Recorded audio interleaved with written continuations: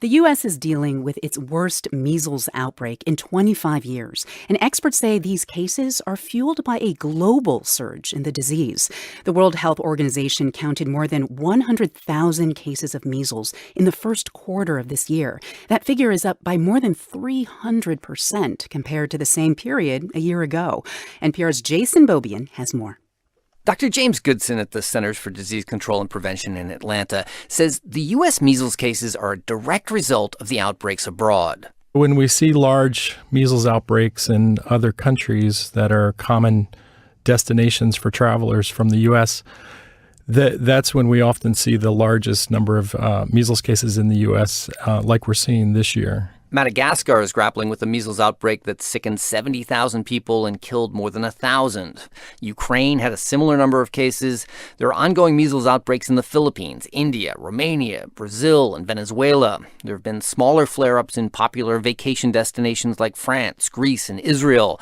And it's unvaccinated travelers who are the problem. They're the ones who are bringing the virus into the U.S. The only reservoir for measles virus is people. So the only way you're going to get measles is if you come in contact with somebody who's infected with measles. For the first few days, someone infected with measles might not even know they're sick. Yet they're spreading the highly contagious airborne virus on the plane, in airports, and to other unvaccinated people. The only way that measles is still surviving today is through transmission through unimmunized people. To completely stop the spread of measles, epidemiologists say 95% of a community needs to be immune to the disease. Yet the global vaccination rate stands at about 87%. The U.S. is at 92% coverage. Some countries have measles immunization rates well below 60%.